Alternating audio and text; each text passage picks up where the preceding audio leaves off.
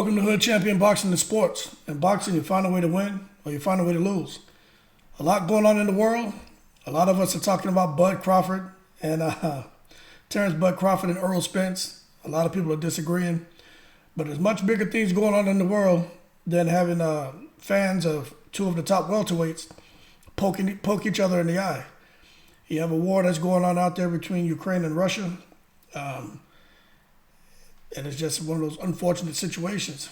But, war knows no boundaries. So you got one of our own, the 7-foot boxing legend, Nikolai Valuev, who's 49 years old. This man, was rushed to a hospital complaining about leg problems. Now, the thing about it is he reportedly has been drafted to fight for Putin in Ukraine. And there have been rumors that supposedly some of these Putin, vigilantes or whatever, had tried to break Nikolai Valuev's legs. So they're considering him being rushed to the hospital as mysterious.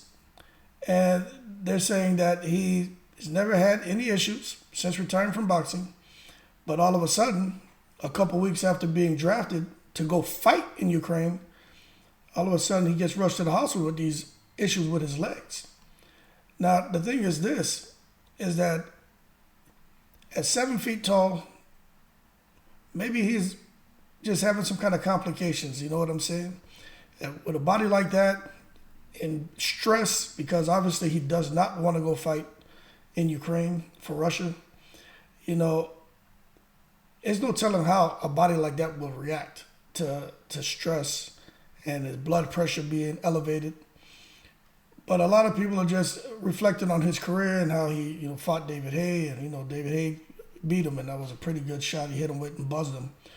But it's just unfortunate when you see these boxers who, whether they're getting involved in politics or not, but you just got to be careful being around I guess for Russia at this moment, just being around pro-Putin united supporters.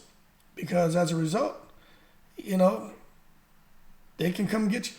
And whether he's associated with a supporters for Putin or not, things are getting crazy over there. I mean, it's just, war is just unfortunate, but, they start sending out these draft notices, which is scary.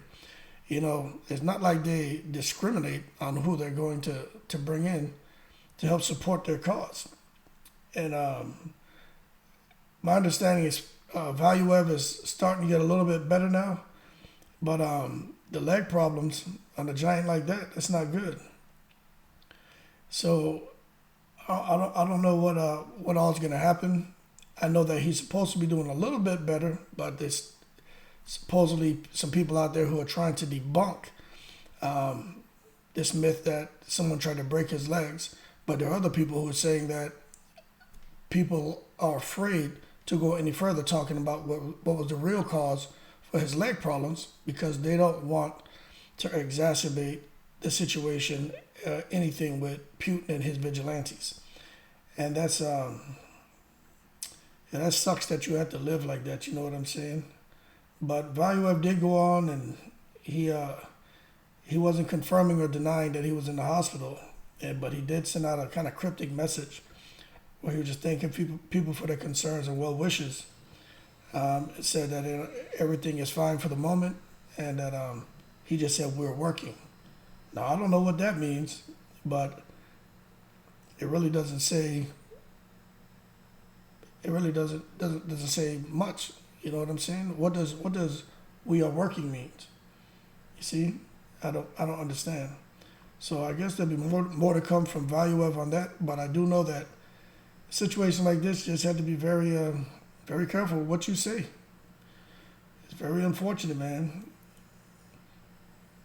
But about 2 months ago is when they called him to actually go and fight, and he started having some issues, and he hasn't reported to duty yet. Then all of a sudden, he just mysteriously ends up in the hospital with leg problems. But right now, he doesn't.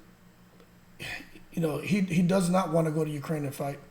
But when he's getting pressed by the Russian media as far as what his intentions are, he's just really not giving any indication on whether he wants to go or whether he doesn't want to go. But he did say he does not want to invite the media to be with him if he was to go or if he wasn't to go. Like, he just doesn't want any media around him at this point. He just wants to just breeze, avoid the limelight, and I guess he'll deal with his reality when he's ready. But it just sucks, man. That big Valuev, professional boxer, with a guy with that kind of size, who knows what his how far a guy like that with that kind of size could have gone in life trying to just live a normal life. You know what I'm saying? He comes out here, uses his size to his advantage, did very well in boxing, made a lot of money, kind of more from the approach of a freak show. But, he's a big, strong man. I mean, look at the size of this man's hands, imagine getting hit with that. So, I don't know. He started boxing in 1993, retired in 2010 after 52 fights. He won 50, including 34 by knockout, and became Russia's first world heavyweight boxing champion in 2005. He held the WBA title between 2005 and 2007, then reclaimed it in 2009, shortly before hanging up his gloves for good. He was forced to retire in 2010 due to a benign brain tumor, which would explain the growth. After retiring in 2009, Valuev went into politics and joined the Russian parliament, or Duma, in 2011 as a member of the Putin-backing United Russian Party.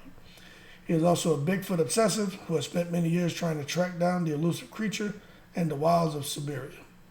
So he can go try to track down them Bigfoots out there in Ukraine, because it doesn't look like he's going to be able to escape this draft. He's going to have to deal with that reality. If not, oh boy, may not be a good outcome for him. But that being said, best of luck to him. Shit kind of sucks, man, to see somebody who's in retirement just relaxing, trying to enjoy life. But, getting drafted and may have to go and pick up a weapon.